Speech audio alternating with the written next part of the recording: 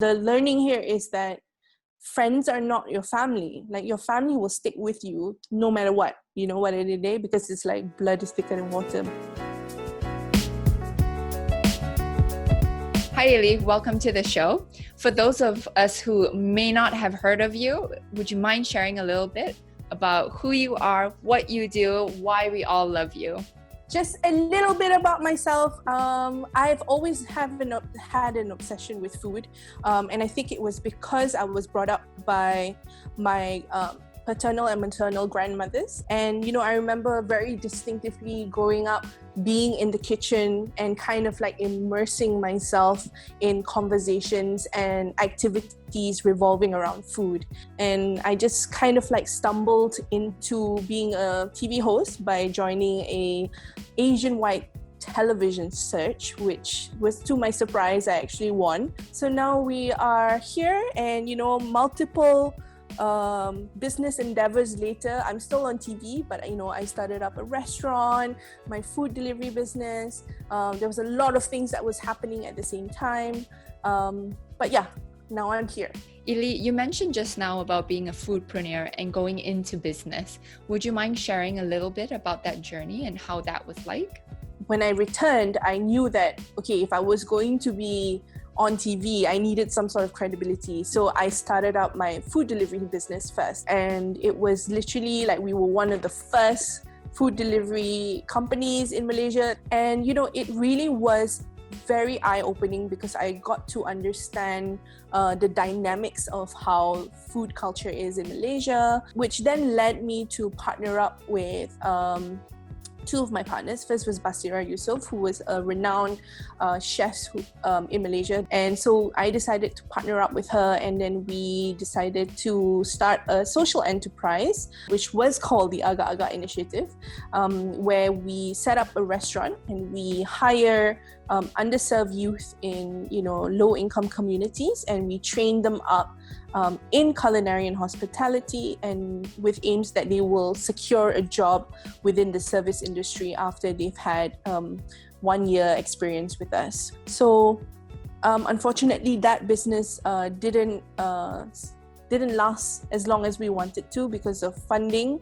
And I think a lot of people were very confused as to, are we a restaurant or are we a NGO? Are we a charity? But a lot of life lessons from going into this realm of entrepreneurship. Ili, would you mind sharing a little bit about Agak-Agak and how it was started? So Agak-Agak was established in 2016, and we joined a Magic Accelerator program where they kind of help us establish what is a social enterprise, bring over all the networks that they had. So in 2016, we started fundraising. We then invested into a restaurant in APW Bangsa. And there was a multitude of things that happened that led to the dissolution of the company. And it was, obviously finance is the one thing. We couldn't sustain ourselves after APW lost their parking spot, which truly affected our business like overnight. So as a collective, we decided that, look, we got to pull the plug on this. So at the end of 2017 was when we closed the restaurant. And I think that was one of the darkest periods of my life because, you build something up and you put your heart and soul into it. And then for you to then realize that this is no longer sustainable and you're just trying to grasp at every little thing to make it last a little bit longer. And then we just had to kind of be honest about the whole situation. And physically, emotionally, mentally, I was not great. How did this difficult experience affect your relationships? So I'm an only child, and I don't have siblings, and that's why I'm so close to my grandparents. So when I was a lot younger, I was with my grandparents, and as I got older, I was always with my friends. So my friends became kind of like my siblings. They were my everything, and I think like when I was starting up Agak-Agak, and I was really focusing on myself and developing myself and developing my career. And because of that, I guess the downfall of it was when I shut Agak-Agak, I had lost those friendships. I had lost that connection with the people because I was out of touch with them. And then I tried to kind of pick myself up again and try and please them and appease them. And I think it was too much for them. It was kind of like a little bit overwhelming in a way. That led to a lot of, I guess, failed miscommunication, misunderstanding, which led to a lot of fights, which led to a lot of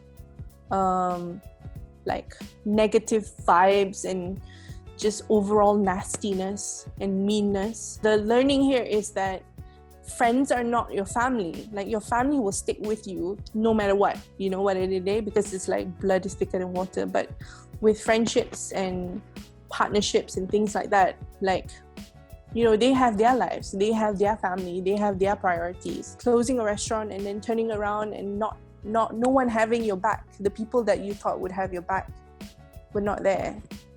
And in a way, they blamed you for it. So that was hard, very, very hard. What would your advice be to people who are going through the same thing? If you're going through a friendship breakup, the first thing I'm going to say is you're going to be fine. It's not the end of the world. The second thing I would say is reach out to somebody and start talking about it. If you can afford to see a professional, do. If you can't, just find resources online or offline, or watch this video. Maybe you can learn something about this. And the last thing I would say, advice is, it's all meant to be so, and you will be fine. Trust me. Look at me, I'm fine. I've got tons of friends now.